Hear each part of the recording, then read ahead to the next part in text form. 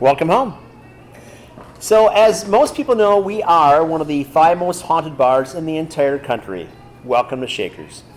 We can't do tours if we don't have tour guides. We do a lot of tours, and we have 2 of our best tour guides here tonight. We have Liz and we have Michaela. Hello, everybody. And we'll talk about some of our experiences on the Shakers Ghost Tours and just maybe ghosts overall. So who wants to begin? Have at it. Well, where to start? This could start at the beginning of my experience at Shakers. I was fortunate enough to come in on one of the lovely first Thursdays of the month where we have our Shakers band here, the lovely Mr. Pinkerton and his amazing orchestra, or the Irrelevant Orchestra, I believe they're called, but they're still amazing.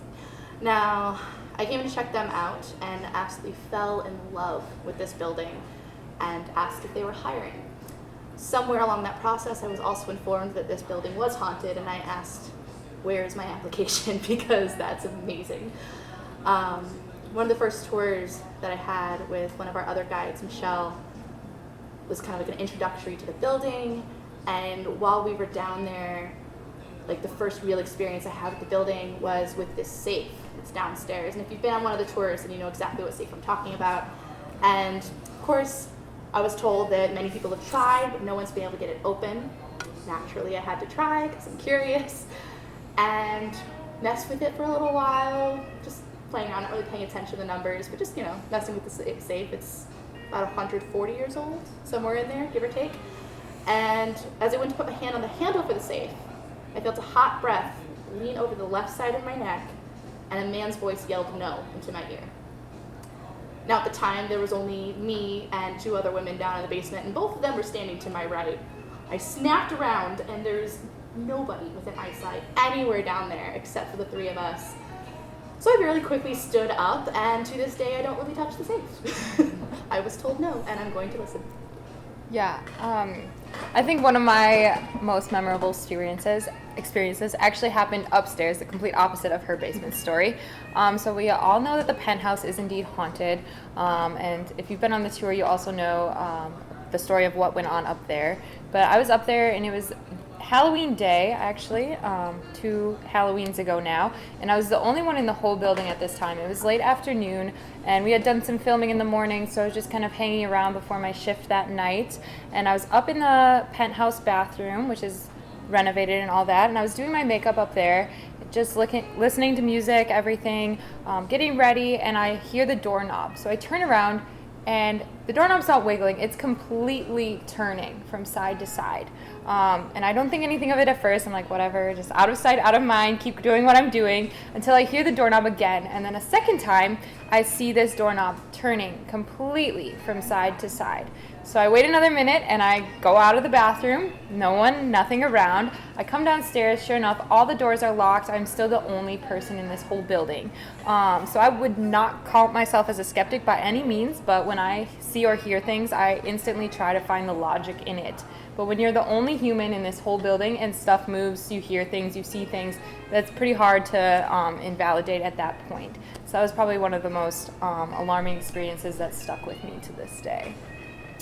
We like to have everybody who works here, the myriad people over the course of time, spend a night in the penthouse. The beautiful thing about that is that only about 10% of the people that subscribe to spend the night for clients who come in actually make it the entire night, unless you're well medicated. That doesn't quite count. We obviously serve a lot of absinthe here, and some people really partake heavily before they go upstairs. You could fire a shotgun, they're not going to know what's going on.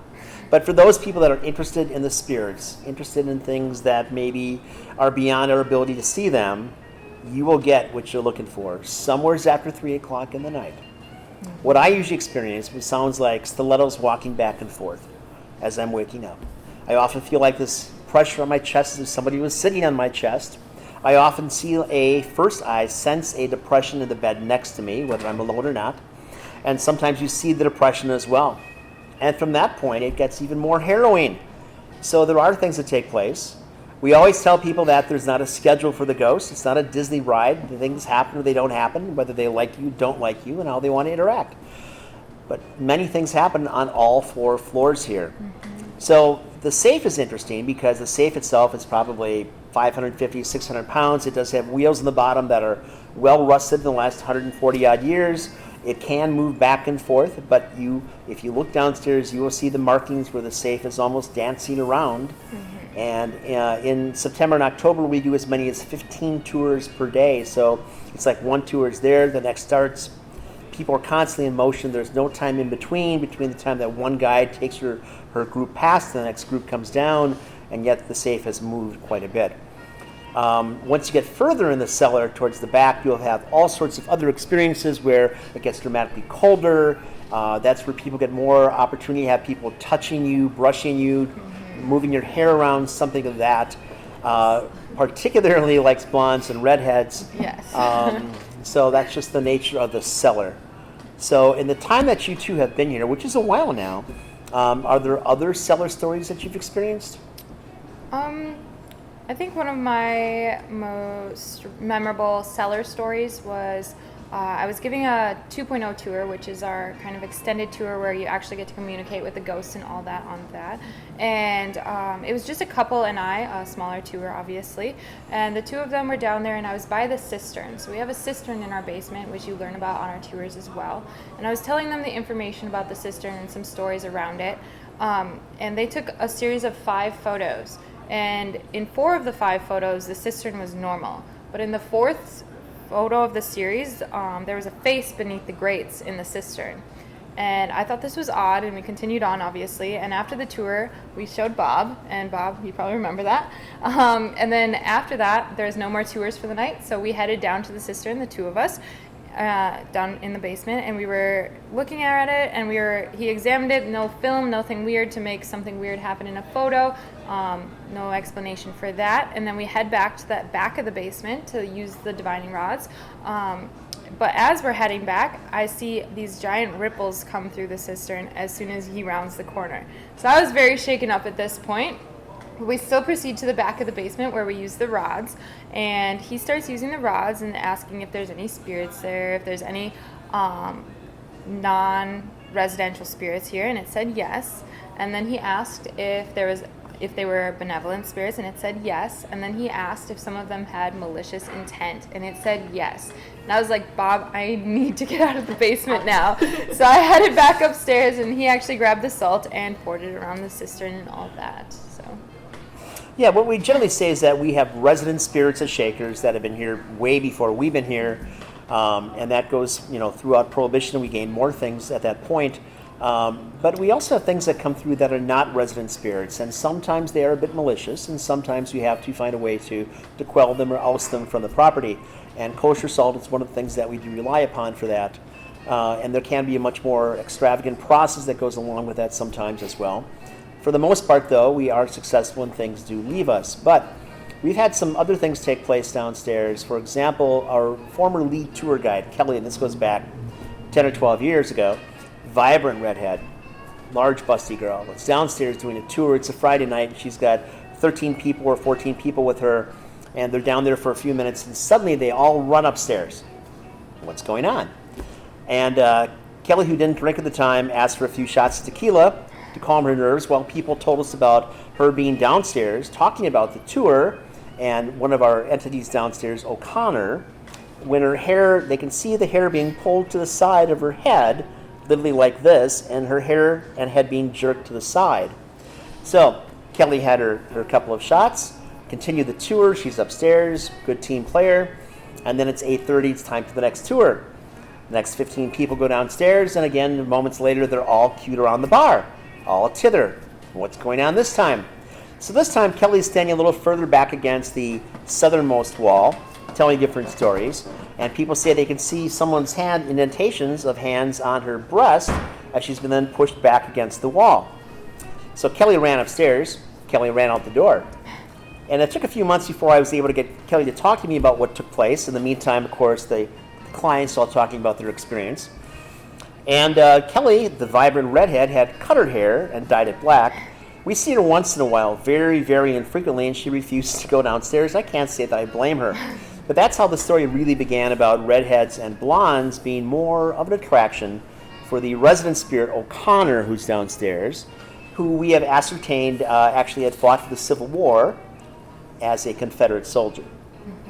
So you, as mostly a blonde, though perhaps not today, A little more colorful today. is a titch. Yeah, I think actually this necklace, for a while I wouldn't wear it to work because I wore it initially because the stone itself is labradorite, and so it's one of the many protective stones you can wear whether or not you believe in those things or not. It's more of like a mental, just kind of puts myself at ease knowing to wear it. So I'd wear it to work every now and then, especially like working back bar. You have to stock at the night, so you have to go down there and spend a significant amount of time in the basement by yourself, so just like a little peace of mind, you know. And there came a time where I had to stop wearing this necklace because if I was giving a tour and standing in that back section of the basement where O'Connor tends to be for the most time, or at the back bar, which is directly above that area, I'd be making a drink doing something, and all of a sudden the necklace would come unhooked and fall down my shirt. And like, I fall asleep in this thing. Like you can see it's like a pretty solid latch here, not easy to come off, never falls off. But every time I'd wear it back there or in that back corner of the basement, it just come unhooked, fall down my shirt.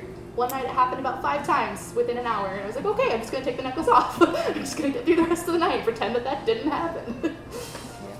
Indeed. Yep. So for a long time I would not wear it, or like if I knew that I was going to be a tour guide that night or be at the back bar, I'd intentionally not wear this just to prolong that from happening again.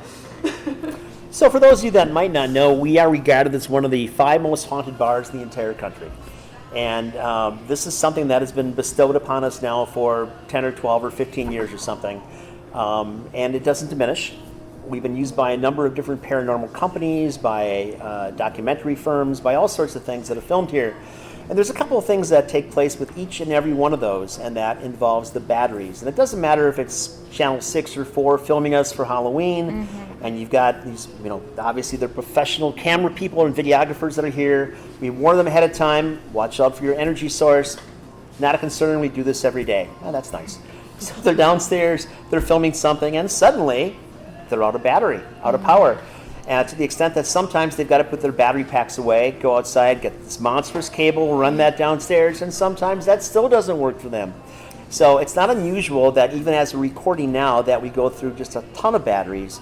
People that are on tours, by the way, are taking pictures or something else, and their cameras die. Without fail, there's always somebody who says, this is fully charged, and now it's completely dead. And coming back upstairs, sometimes that regenerates, sometimes it doesn't. There's all sorts of energy things that take place here. So our tours, obviously, are on shutdown as the rest of the state is. We are booking from June on. We hope to be operational before then. Let's see what happens. But we are heavily booking all 5 of the tours for Hangman Tours. That's hangmantours.com. So by all means, please get your reservation in, get your bridal party, whatever the case might be. It's not just the original Ghost Tour. It's the Tour 2.0 with the divination rods. We have this marvelous Whoring 20s tour that really covers the area from 1885 until 1910. And at that time, you ask what happened, Milwaukee was regarded as the finest entertainment city in the entire country. We had more brothels, we had more gin mills, we had more opium dens, we had more vice taking place than anywhere. People literally came here from Chicago, from St. Louis, from San Francisco, and New York to participate in our great brothel activity, which the city endorsed. We had a mayor named David Rose, who I'm sure got a piece of the action. So oddly enough, all these brothels were all around City Hall. 1910, things changed. The socialists came to power, and the first order of business was to shut down the brothels. Well, brothels don't go away. It's a great revenue source. Rather than that, they came down to Walker's Point, where we are at Shakers, this old warehouse district, a few blocks away from one of the port areas, and had a very vibrant practice. And this location was at one point acquired by the Capone family, and they put something called the ABC Soda Bottling Company in the front of the building. In the back of the building, false walls, was a speakeasy. That's when they bricked over the windows in the alleyway, put that lovely bar back there, and they had brothels on the 2nd and the 3rd floor. And one of these 2 young ladies, we'll talk about the brothel activity taking place, and Molly Brennan, one of our most well-regarded hospitality people, and her demise, of course. And so we have the Whoring 20s tour, which is great for bachelorette parties. And we've got the Cream City Cannibal tour, which is world-renowned. It is the Jeffrey Dahmer tour. There's all sorts of nuances that take place with that. Jeffrey Dahmer had come here starting in 1991 in the middle of the afternoon usually, or late afternoon. And he was an odd duck. He would order gin and tonic, and he would insist that one of the chefs or myself would come out of the kitchen and make a cocktail. We are primarily female staffed here for 30-odd years, but he would not allow the women to make his cocktails for him. He was insistent that a man had to make his cocktail. He was not conversational. Frankly, nobody wanted to talk to him as well. He was a very odd duck. But he had these eyes that would just bore into you, kind of like a cross between Jaws and Jurassic Park. So this dead, piercing kind of look at the same time. I shall never forget that, because I was mostly the guy that had to make his silly cocktails for him. And he'd just glare at people before he'd filter off to go hunting somewhere else. And then we've got the Milwaukee Dead. Milwaukee Dead tour is interesting because a lot of people have died in Milwaukee from untoward circumstances, or even things like the Lady Elgin, but there's been a lot of death. The first bombings that took place, really mass bombings in the country, took place here. The first action against a police department took place here as well. So Milwaukee has a rich history for the unusual things. And we cover all those, both in our historic tours and our ghost tours. But today, really, we're here to focus on the ghost and the divination aspect of that as well. Divination rods, if you're not aware, are iron rods.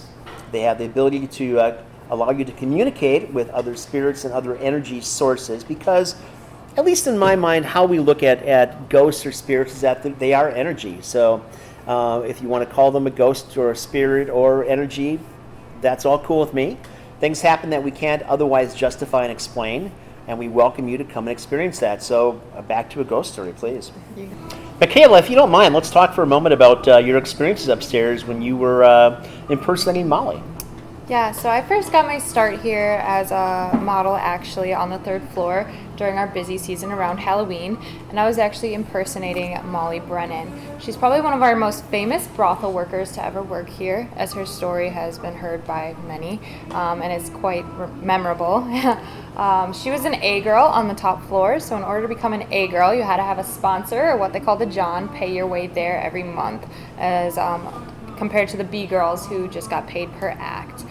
So she had quite a nice life for a brothel worker up there, but after some time she ran into some drama that quickly led to her demise, and she was actually murdered up there in the penthouse, and her body was burned in the fireplace. We later found those bones in 2001 on the rooftop while doing some renovations. So like I said, she's a very famous residential spirit here, and I actually didn't even know her story until after I was up there impersonating her.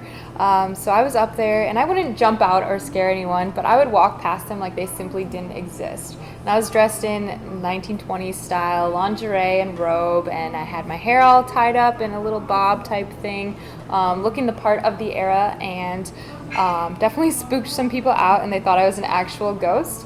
But I ended up hearing a lot of stories. I heard every tour guide's version of the story, what they had seen, what they felt, stuff like that. And I also sat in on many sessions with the divining rods. And Molly is a very sweet spirit, and she was killed rather young, but she still lives here, obviously. And she often is seen looking out the window because she likes to watch the world go by, because she never really got a chance to experience it, if you think about it. But she's the one who's probably felt in the bed with many of our people who stay overnight, as it was her residence after all.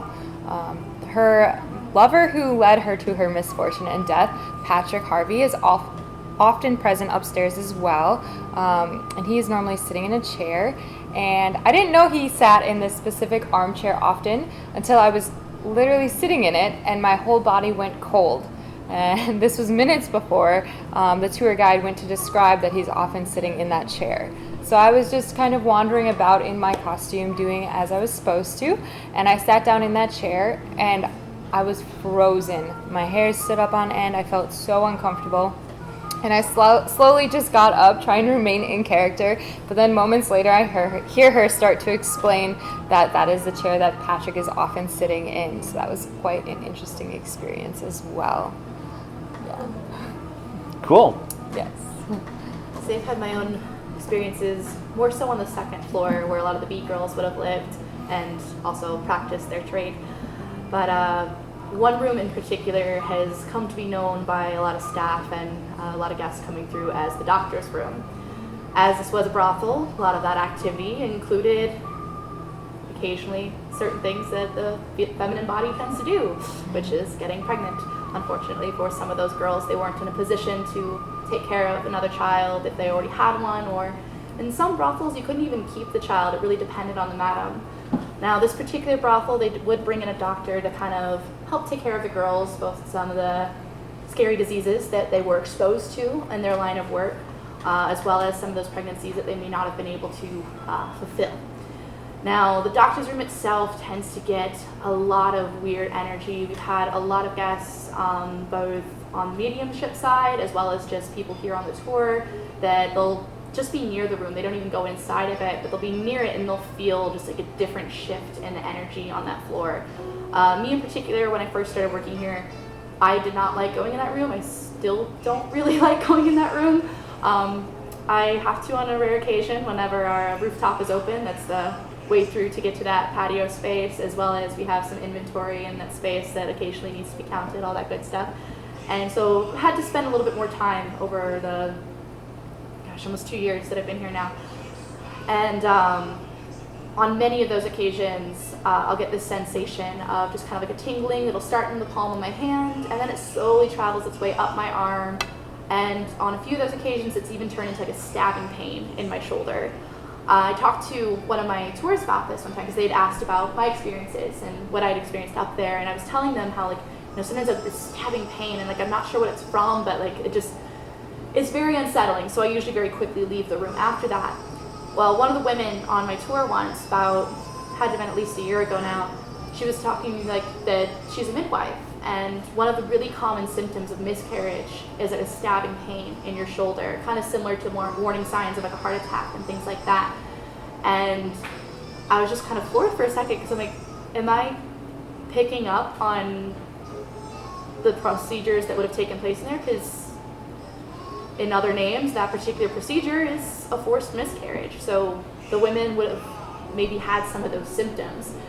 I'm not entirely sure if that's what it was. Like, there's really no way to, I guess, prove such things when you're dealing with the supernatural. You can find a lot of information and like record like specific events and try to see if it's consistent, but it is definitely a consistent feeling that I'll get that tingling in my arm. So even, like about 2 years since being here, and I do not like spending extended times in that room if I don't have to. Like, I'll very quickly walk through the room, sometimes even run, depending on the night and what the energy is, because it is very unsettling. But it also kind of brings to home some of the things the girls would have gone through. Like, while in the case of the A girl, would have been a little bit more of a glamorous lifestyle, as far as she would have had more luxury to live, a little bit more income as well. But for a lot of the girls, that's not always the case. While they had enough to live off of, some of the things that they were exposed to would have definitely shortened their lifetime and made it a lot harder. Yeah. But yeah, that's one of my main experiences, that pain. If you think about things like the Boardwalk Empire, and it really glamorizes much of the brothel life, but you have to think that, at least for the women on the second floor, they have to deal with anybody who goes up those stairs. And that could be somebody who's on the Great Lakes for 6 months and has one set of clothes, that's what they're wearing. They haven't had a shower for 6 months or a bath or anything else. Any hygiene whatsoever, and your job is to service them. And there's no privacy whatsoever on that second floor. It's one next to the next. At least on the third floor, that person, in that case Molly Brennan for 3 years, really had the run of things and had a kind of a luxe life. And she was, from our research, she was interested in the arts as well, and people would bring her wine and things you typically couldn't get. And there's an easel upstairs, and she had a life that was very much a step beyond what the average woman had in the 1920s and 30s. Of course, it didn't end well. Right. Unfortunately. Yes. But yeah, she did have a lot more freedom in that, and she could call the shots more. She could say the client needed to shower before they saw her, stuff like that. Whereas the women on the B floor had no say in who they serviced, when they serviced them, or what they did. They were simply just told to do. So they had no real say in the matter. And depending on who the bouncers and the madams were, they didn't exactly help them out in that regard either, because the money did talk in that instance. So. Yeah, well, there's an iron gate on the stairway up to the second floor, and It's really there not to necessarily protect the girls so much as to ensure that people paid before they walked out of the place. So the house was always number one. And if you do something to interrupt the flow of revenue for the house, and obviously consider who owned it, there could be some rather significant ramifications that go on. But even with our back doorway, the prohibition entrance to the back of the alleyway, if you picture this, if you will, it's a Friday or Saturday night, and you're not necessarily getting along with your spouse or girlfriend or boyfriend, whatever the case might be, and you're looking for a little activity, and you need a cocktail, man. You can't stand the idiots that you work with, and you need a drink. So you're here, you get the whatever the secret knock might be, or the code word for the day. You get past the big gorilla. You hope you get past the big gorilla, because if you don't, there's all sorts of ne'er-do-wells hanging out back there in the dark, waiting for you to get refused, so they can just beat the bejeebers out of you, take your money, and maybe take your life as well. So once you walk inside, you've got the other young ladies that are showcasing their wares in that little area above the vestibule. So it's not just the gin you're going to get, but it's the other activity. And of course, men, especially being what men are, Especially well intoxicated. well, there you are. Opportunity knocks. Yeah. Cool. So in these days of the pandemic, we kind of have obviously this virtual approach to things, but I wouldn't be surprised if in the very near future, Shakers doesn't have a bit of a renaissance with the speakeasy as well. It's only fitting that that's what we are. And 100 years later, it is the 20s again. it's the Roaring Twenties yet again. Fitting. Indeed. I think it's a beautiful tribute to the building as well. So if you had to say that there was one particular ghost experience or paranormal experience or otherwise unusual experience, what would it be for you here? Probably the one that scared me the most, because I've had quite a few experiences throughout my life of different things being seen, being touched, being pushed, and the one that really freaked me out here that I had to kind of calm myself back down and rationalize, or at least try to rationalize, was as you mentioned, a lot of both employees and guests try to stay the night up in our haunted penthouse. And it is a smaller percentage of the people that make it through the night without seeing anything or running out themselves. And in my case, this was maybe 3 weeks into working here. And you had mentioned, if you'd like to stay upstairs, you're welcome. And I was like, it's a haunted building. Of course I'd love to. That sounds amazing. I want to see what happens. And it was a normal night. I had been on a training shift, or I think it was one of my first shifts, kind of maybe right off training. It was the weekend of Halloween. I remember that. It was just a few days after, so November 1st, November 2nd. And of course, I'm I'm going to stay the night. My partner was in town that weekend as well, and we both love the supernatural. So when I told him that, hey, we can stay the night, he's like, yes, let's do it. So he stayed with me, and I took some water up there, took a wine bottle out there, just hanging out, listening to music. I put on a lot of jazz, something that maybe the girls would have listened to if some the band was playing, or if they'd brought musicians up there, and just kind of imitate that energy. And it was really calm for a long time. It was very lovely. It felt warm and inviting. And then somewhere after 4 in the morning, it started to get less so inviting. It was starting to feel like someone was watching us. And that feeling, like someone's looking at you and you look and there's no one there. Especially in this building, you get that? Yeah. And that was starting to happen a lot. I'm like, okay, so something's definitely here with us, but it's going to continue through the night. We're just talking, listening to music, and then it started to get really invasive. Whatever was there was piercing into my soul. I felt uncomfortable, I felt cold, I felt sick to my stomach. I ran out of the room to go throw up, and then by the time I got to the hallway where the bathroom was, I felt completely fine. So I went back to the other room. We're sitting just in the lounge next to the bedroom area, and somewhere, it had to have been closer to 5 in the morning at this point, I finally looked up from the couch, and when you look up, I'm directly across from where the mantelpiece is, and that fireplace up there. And in the mirror of the mantelpiece there's a shadow looking directly back at me.